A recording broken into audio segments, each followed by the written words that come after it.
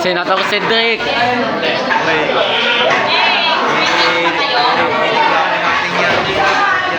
Ha? Immortal si Cedric.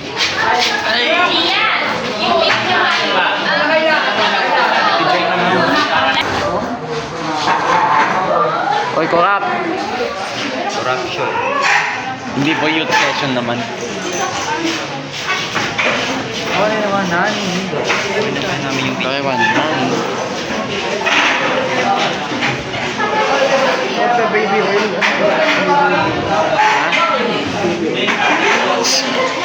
Baka yan yung ano nyo, baby oil.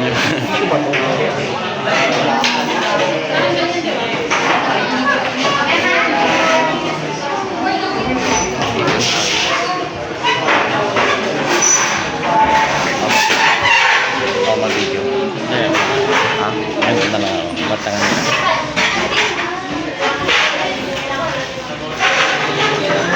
Against the light.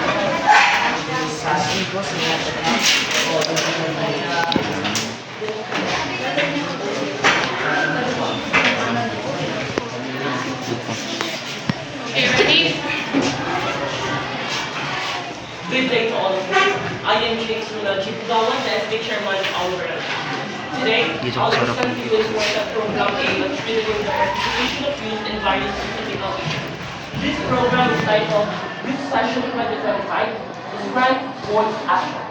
So this is a series of video sessions that will provide opportunities for the youth to learn, participate, and create a positive change in their community. Before we formally begin our session, next, Ms. Mihaly, Honorable Chairman James Bugawan, Honorable Councilor Gian Honorable Councilor Gian Committee of Honorable Councilor Martin Arroyo, Committee of Agriculture, Honorable Councilor Peralta, Committee of Sports and Wellness, Honorable Councilor Vice Conmigo, Committee of Health, Honorable Councilor Cedric Avillera, Committee on Environment. Honorable Councilor Raito Mali, Committee on Civil Environment. thank you, Ms. Mihaly. So the goals of this program are simple yet meaningful. So first, create an open and safe space where the youth can share their thoughts. Second, deepen their knowledge of issues that directly affect their future. And third, develop their abilities as leaders and active citizens. And above all, lay out concrete action based on what they have learned each week. So here are the topics we will discuss each week. This is not just a lecture time. Each topic includes an interactive activity. So for the week 1 is mental health one-on-one. For the week 2 is leadership and citizenship. For the week 3 is environmental protection. For the week 4 is financial literacy. For the week 5 is digital responsibility. For the week 6 is career exploration. And lastly, for the week 7 is community action plan. So each topic addresses different aspects of youth life, from emotional, academics, social, and technological. So how exactly can we make this happen? Here's the plan. The session will be face-to-face for a more effective discussion. Second, it will be held at barangay hall or covered court for a safe and accessible. And third, we will have different speakers each week, from experts to leaders or mentors. And fourth, we will use workshop, games, sharing, and presentation as methods of learning. And most importantly, it's free and open to all young people aged 13 to 21. So what do we want to achieve from this program? Here are the positive outcomes we expect.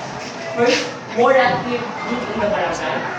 Second, higher awareness of social issues. And third, more youth leader project and community involvement. And lastly, a clear and stronger voice of the youth within the government. So this is not just a session, it will be the beginning of action. So now, I would like to hear the thoughts of our councilor. What can you say? Yes, Mr. Chairman, the session and education is very important. And I would like to propose that we understand this full session, especially if students are struggling with this studies. Yes, yes.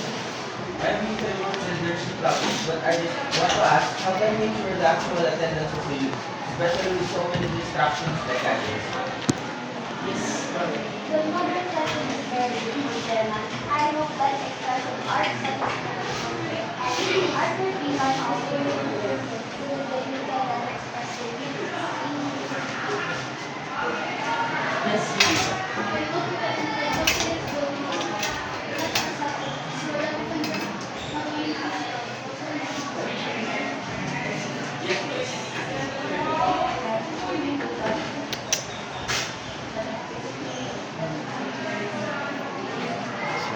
Yes. Chairman, during an environmental session, it would be good to add some science workshop, including products from waste, instead of clean up and creativity. Kamay na ito.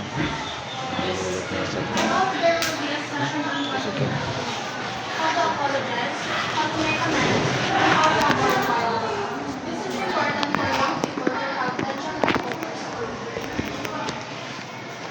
So thank you very much for your valuable and insightful recommendation. Rest assured that all of this will be carefully reviewed, incorporated, and into the final structure of the Kabataan Session 2025. May this program serve not only as a platform for learning, but also as a catalyst for cultivating a generation of empowered, informed, and purpose-driven youth. And our voice matters. Our strength holds value. And through our collective action, meaningful change can truly be achieved. That's all. Thank you.